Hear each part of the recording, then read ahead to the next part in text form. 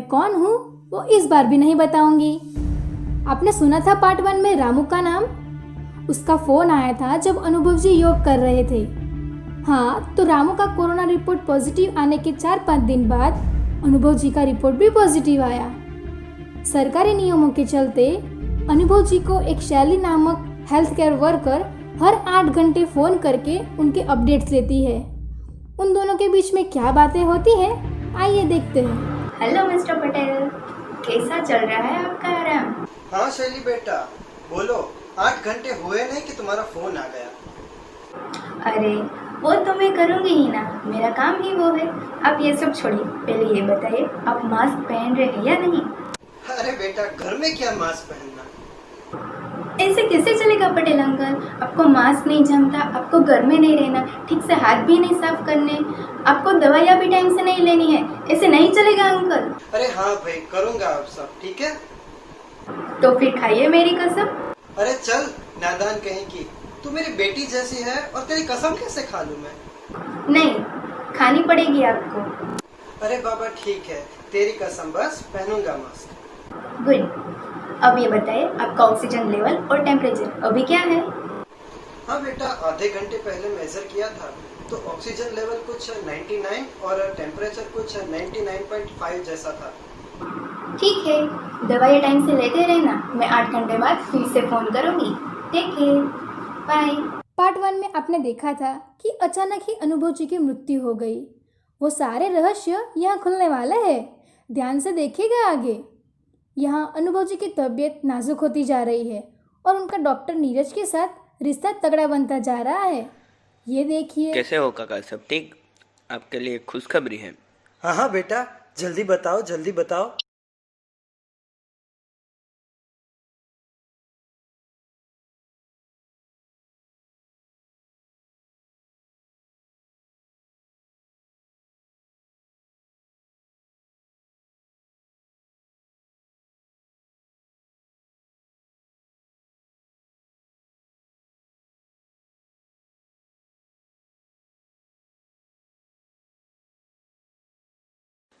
अब से मैं रोज आपके साथ 12 से 16 घंटे रह सकूंगा।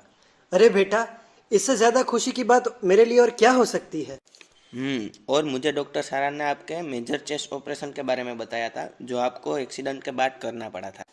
हाँ बेटा, उस एक्सीडेंट के बाद से मेरे लंग्स कुछ 40% ही काम कर रहे हैं। अरे कोई बात नहीं, हम 100% तक कर देंगे, आप क्यों टेंशन ले रहे हैं? फिकर और मुझे, और वो भी जब तुम्हारे जैसा बेटे जैसा डॉक्टर हो तब तो बिल्कुल नहीं। ये हुई ना बात। और मुझे एक वीडियो भेजा है आपकी हेल्थ केयर वर्कर शैली ने, ये देख लीजिए।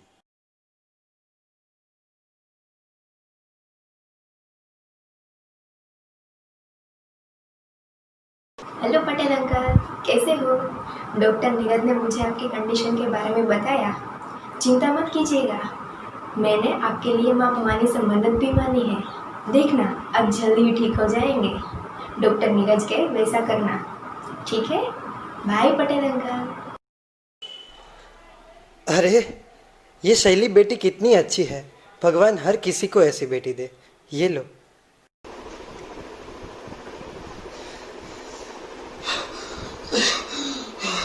क्या हुआ? ठीक हो जाएगा। Oxygen oxygen.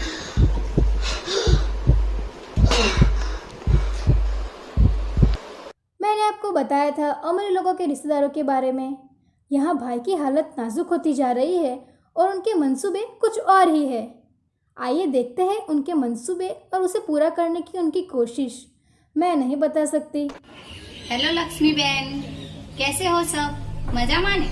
हेलो, हाँ अम्बा, कैसे हो? सब मजे में ना? जय श्री कृष्ण। हाँ, जय श्री कृष्ण लक्ष्मी बहन। पता चला कि नहीं आपको? क्या पता चलना था मुझे? अरे अनुभव भैया की हालत बिगड़ती जा रही है। हाँ, मेरा लाडला अनुभव बेचारा कैसे कोरोना को झेलता होगा। हाँ, वो तो है। ये कोरोना ने तो नाक में दम कर दिया है। अरे उसके पीछे भी कोई नहीं, क्या होगा बेचारे का? वही तो लक्ष्मी बहन, भगवान न करे अगर अनुभव भैया के साथ कुछ ऐसा वैसा हो गया तो सारी माल मिलकत सरकार हड़प लेगी। है, ऐसा हो हाँ तो ऐसा ही होगा ने। मैं तो कहती हूँ अब हम ही उनके अपने बचे हैं तो वो सारी संपत्ति पे हमारा ही हक बनता है ना। बात तो तेरी सही है। मैं क्या कहती हूँ, मैं अपने पहचान के एक वकील है उनसे सारे कागजात तैयार करवा लेती हूँ ताकि फिर कोई गड़बड़ ना हो। हाँ हाँ, निकी और पूछ करवा ही ले अम्बा। ये चल मैं रखती हूँ, मैंने गैस पे दाल रखी है, तू बता ना वकील ने क्या कहा। हाँ ठीक है बहन, आओ जो। हेलो नीना बहन, कैसे हो? जय श्री कृष्ण। अरे अंबिका बहन, जय श्री कृष्ण। आज हमें याद किया, क्या बात है? अरे मेरे बड़े भाई की कंडीशन बहुत नाजुक है कोरोना की वजह से, और उनके आगे पीछे भी कोई नहीं है, तो उनकी सारी जायदाद हमारी ही हुई ना, तो उसके कागजात तैयार करवाने थे। बिल्कुल, सरकार हड़प ले उससे अच्छा है कि आप ही ले ले। मैं कागजात तैयार करना शुरू करती हूँ, आप चिंता ना करें। थैंक यू हो नीना बहन। आपने नीना साहब को चुना है, अब देखिए सारी जायदाद आपकी ही होगी। चलिए फिर बाद में मिलते हैं, बाय बाय। हाँ ठीक है, आओ जो। अनुभव जी अपने आप में बड़े रहस्य लेकर घूमते हैं। उन्हें शायद पता था कि उनकी मृत्यु जल्द ही आने वाली है, और ऐसे समय में आप अपने सबसे नज़दीकी और विश्वासु के पास आ जाते हैं। अनुभव जी भी बहुत बड़े बिजनेस और संपत्ति के मालिक हैं। आइए देखें वो क्यों नहीं याद करते हैं।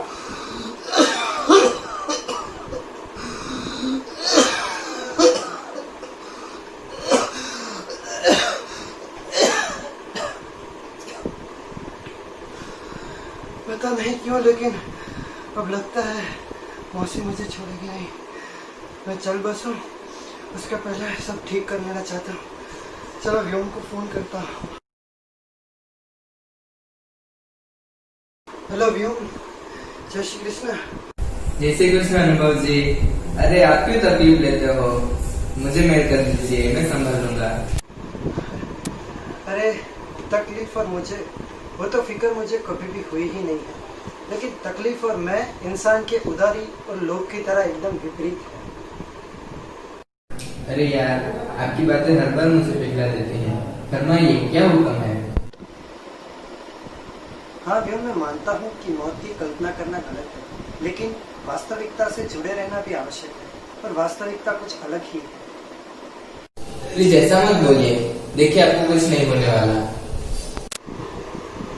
व्योम, मरना तो मैं भी नहीं चाहता, लेकिन जितना जीऊं उतना अपने में मस्त रह के जीना चाहता हूँ। और अगर मेरे 2-3 दिनों में कुछ ऐसे समाचार आए जो अपेक्षित ना हो, तो मेरा एक बार लैपटॉप चेक कर लेना, उसमें से तुम्हें सारी जानकारी मिल जाएगी। तुम्हें आगे क्या करना है वो पता चल जाएगा। अरे आपको कुछ होने वाला ही नहीं है, लेकिन फिर भी मैं आपकी बात टाल नहीं सकता, इसलिए हाँ बोल रहा हूँ। ठीक है फिर, जय श्री कृष्ण। जय श्री कृष्णा, और हाँ, टेक केयर। आपने देखा ही होगा कि आखिर में डॉक्टर नीरज की भी मृत्यु हो जाती है। तो कैसे एक डॉक्टर अपने पेशेंट के लिए कुछ भी करता है और किसी भी हद तक जा सकता है। आइए हम देखते हैं इसके पीछे छुपा राज और क्यों वो अनुभव जी के इतने करीब है, उसकी कहानी।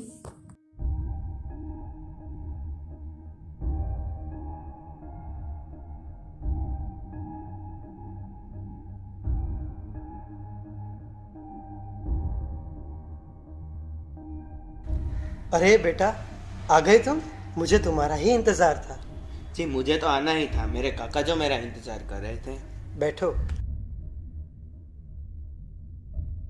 बेटा, तुम्हें कभी ऐसा नहीं लगा कि मुझे अनुभव जी को छोड़ देना चाहिए? क्योंकि इसमें तो तुम्हारी तबीयत बिगड़ने के चांसेस भी ज्यादा है। आपको पता है 6 महीने पहले मुझे भी ब्रेन ट्यूमर हुआ था। डॉक्टर ने तो यही कहा था कि मैं आधे या 1 साल से ज़्यादा नहीं रह पाऊंगा। फिर मैंने सोचा अपनी ज़िंदगी और आप में से आपको ही चुनूं। बेटा, ये बोलकर तुमने मुझे अपने उपकार के बोझ तले गाड़ दिया। उपकार तो आपने मुझ पे किया है काका। जिसको कोई अपना बोलने को तैयार नहीं था, उसको आपने बेटा बोल दिया। बेटा, हालात हम दोनों के कुछ एक जैसे ही। मैं सावन हूँ तो तुम सावन के बादल। दोनों एक दूसरे के बिना अधूरे भी हैं और एक दूसरे पर आधीन भी। क्या बात कही है आपने। आपके फैमिली डॉक्टर सारा ने आपके लिए एक वीडियो भेजा है, ये देख लीजिए।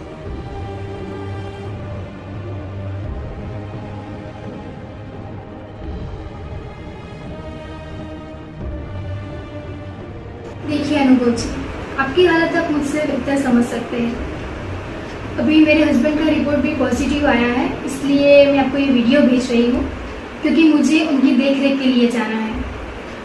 अनुभव जी, आप मेरे उन चुनिंदा लोगों में से एक हैं जिन्हें मैं कभी नहीं भूल पाऊंगी। आपने अपने जीवन के हर एक पल, हर एक क्षण को एक त्योहार की तरह जिया है।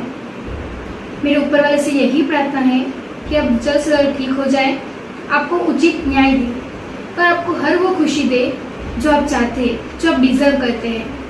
अब से डॉक्टर नीरज है आपको अटेंड करेंगे, आप टेंशन मत लीजिए। आपकी हर एक अपडेट में लेती रहूंगी डॉक्टर नीरज से, और मेरी दुआ है भगवान से कि आप जल्द से जल्द ठीक हो जाए। आप टेंशन मत लीजिए, अगर कुछ ज़्यादा हुआ तो मैं खुद आकर आपको अटेंड कर लूँगी। ठीक है, अब मैं रखती हूँ। जय श्री कृष्ण।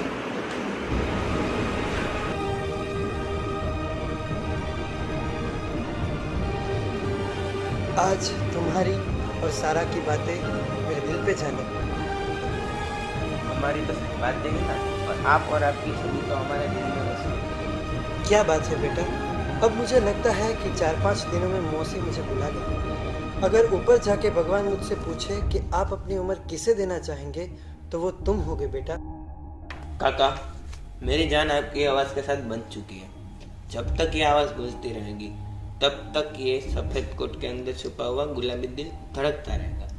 जब ये आवाज़ बंद हो जाएगी तब मेरी सांसें भी बंद हो जाएगी। तब तो ये आवाज़ बहुत कीमती है। चलिए, मैं 1 आध घंटे में आता हूँ, आपकी दवाई और सब कुछ ले। हाँ ठीक है बेटा, पर जल्दी आना। अनुभव जी के रिश्तेदारों के नापाक मंसूबे कई हद तक काबिल भी हुए। उसे पूरा करने की कोई कसर उन्होंने नहीं छोड़ी। पार्ट 1 में आपने अंबिका के मुंह से खुशखबरी सुनी थी, वो क्या थी आइए दिखाते हैं आपको। सारे कागजात तैयार हो गए हैं, अंबिका बहन को बता देती हूँ। हेलो अंबिका बहन। हाँ बोलिए रीना जी। अरे बस आपके कागजात तैयार है, आपके भाई चल बस है, उससे पहले ही सिग्नेचर ले लेना उनकी। अरे हाँ ले लेंगे, पर वो जाए तब ना। पिछले 12 दिनों से ज्यादा बीमार है, अब तो जाने चाहिए। एनीवे, आप अपने साइन और सिग्नेचर कर देना, मैंने कहा है वहाँ पर, और फिर आपका जब दिल करे तब मुझे बता देना। अरे हाँ, आप उसकी चिंता मत कीजिए। चलिए रखती हूँ। हाँ चलिए, बाय। जब आपको आखिरी घड़ी पुकारने वाली हो तो आपको आगे से ही उसका अंदाज आ जाता है, और तब आप अपने करीबी से दूर नहीं होना चाहते, लेकिन आपको तकदीर उनसे दूर कर देती है। कैसे हुई अनुभव जी और डॉक्टर नीरज की आखिरी मुलाकात, आइए देखते हैं।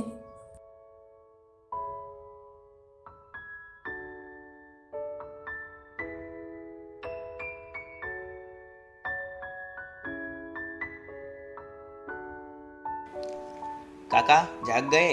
हो गई ना अच्छी नींद? हाँ बेटा, हो गई नींद। बेटा तुम्हें पता है, मेरा कोई नहीं था इस दुनिया में। जब जब मेरी तबीयत बिगड़ी है, जब जब मैं बीमार पड़ा हूँ, तब किसी ने मेरा हाथ नहीं थामा। बस एक ही सफ़ेद कोट के पीछे छुपे अलग अलग चेहरों ने मेरा साथ दिया है। तकलीफ किसी और बात की नहीं है बेटा, पर आज भी मौसी आई नहीं। आ जाएगी काका, तब तक के लिए आप जिंदगी के जाम के मजे लीजिए। बेटा, इस जिंदगी के जाम के मजे लेते लेते कई सुख दुख की बोतलें खाली कर दी है। ऊपर जाकर मैं ऊपर भी भारे पड़ने वाला हूँ। ये हुई ना बात। इस अजनबी को आपने अपना मान के आपकी जिंदा दिली यही साबित कर। बेटा, इस दुनिया में अजनबी कोई नहीं, हर कोई एक दूसरे को चाहता है, मगर बुलाता और पहचानता उसी को है जिसके साथ उसका दिल का नाता हो। आज पता नहीं क्यों, लेकिन आपकी बातें सुनने का मन ही किया जा रहा है। बेटा, तुम भी सवेरे से थक चुके होंगे, जाओ जाके आराम करो। पता नहीं क्यों काका, पर मुझे यहाँ से जाने का मन ही नहीं। नहीं बेटा, पर जाना तो पड़ेगा। ठीक है, लेकिन एक बात बताइए, अगर आपको जीवन को एक वाक्य में बताना हो तो आप क्या कहेंगे? बेटा, वो तो मैं तुम्हें सुबह ही बताऊंगा। चलिए ठीक है, अब मैं निकलता हूँ। Good night. Good night. सुबह होते ही नीरज को एक सरप्राइज दूंगा। चलो अब सो जाता हूँ। देखते हैं आज मौसी आती है या नहीं।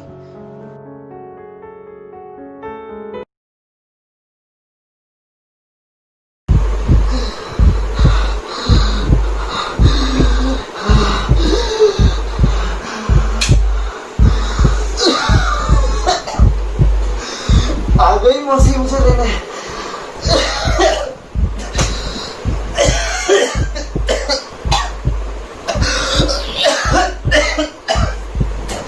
चल ले चल मुझे अपने साथ। पर रुक रुक, मुझे कुछ बातें बतानी बाकी है, वो मैं पूरी कर लूं, फिर चलूंगा ना तेरे साथ।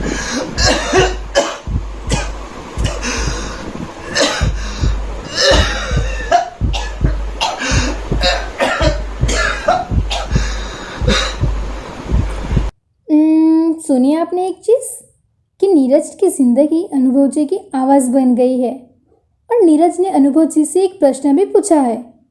आइए इस आवाज़ और उस प्रश्न के हल को इत्मीनान से देखें। आज तो काका को सरप्राइज दूंगा। हाँ तो जीवन वो है कि जो आंखें खोलो तो नया सवेरा और आंखें मूंदो तो सपनों की आंधी, हंसो तो खुशियों की सौगात और रो लो तो भावनाओं का सागर, बिताओ तो समय और जियो तो जिंदगी, और आखिर में अगर तुम हो तो सब कुछ और तुम ना हो तो कुछ भी नहीं, कुछ भी नहीं। मेरी बहन लक्ष्मी और अम्बा को मेरा प्रणाम, व्योम सारा विभोर और शैली को प्यार, और नीरज तुम्हें ढेर सारी शुभेच्छाएं और अंतर से प्यार। यहाँ अनुभव जी की फ़ोन की बैटरी डाउन हुई और उनकी आवाज़ बंद हुई और वहाँ नीरज की सांस भी थम गई। ये फाइल्स देख रहे हैं आप अनुभव जी और नीरज के पास। उसमें लिखा है कि अनुभव जी अपनी 400 करोड़ की कुल संपत्ति इंडियन मेडिकल एसोसिएशन को डोनेट करते हैं, जिससे फ्री में सारवार मिल सके और ऐसे कई हॉस्पिटल बन सके। और नीरज की फाइल में लिखा है कि वो अनुभव जी को अपने पिता के स्वरूप में एडॉप्ट करता है, पर अफसोस वो ये बात एक दूसरे को बता ही नहीं पाए। और अनुभव जी की रुक, क्या बड़बड़ बड़बड़ किए जा रही है? अभी हमारी कहानी बाकी है, पहले देखने तो दे उनको, फिर बोलना। चुप बैठ। अभी मर तो गए हैं लेकिन कहानी बाकी है मेरे दोस्तों, देखिएगा, बने रहिएगा हमारे साथ।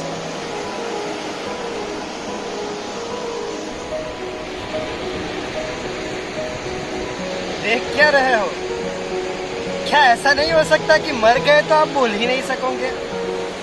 आज इस वर्ग में थोड़ी फुर्सत मिली तो सोचा क्यों ना एक चक्कर लगा लिया जाए। यहाँ मेरे साथ मीरा, तन्मय, श्लोक है, बस मजे ही मजे हैं हर तरफ। आप सब वहाँ ठीक हो? मैं तो, हाँ, आप मेरी दाढ़ी मिस कर रहे हो ना? हाँ, मैं वही अनुभव हूँ, पर स्वर्ग में मैंने अपना जवान स्वरूप लिया है। यहाँ बूढ़ा कौन बनेगा यार? आइए आप भी मजे लीजिए इस पूरे अदृश्य नजारों को।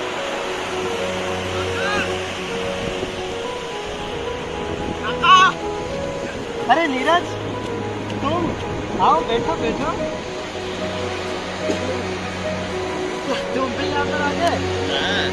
बेटा ये बताओ, मैंने तुम्हें बेटा कह दिया, हमने कई सारी बातें भी शेयर की, पर तुम्हारी नजरों में मेरा क्या मोल, मैं क्या मायने रखता हूँ तुम्हारे?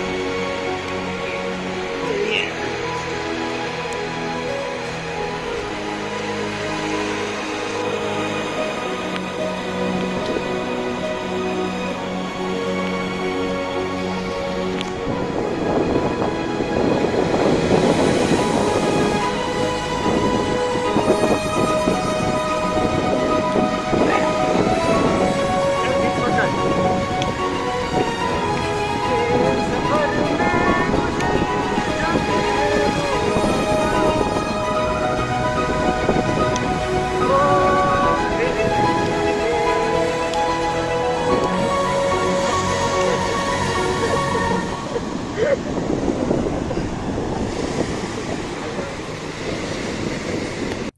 आया ना मज़ा पार्ट 2 में भी। मूवी का नाम ऐसा क्यों है वो भी आपने जान लिया। चलिए तो फिर बने रहिएगा हमारे साथ। Thanks for watching. जय श्री कृष्ण।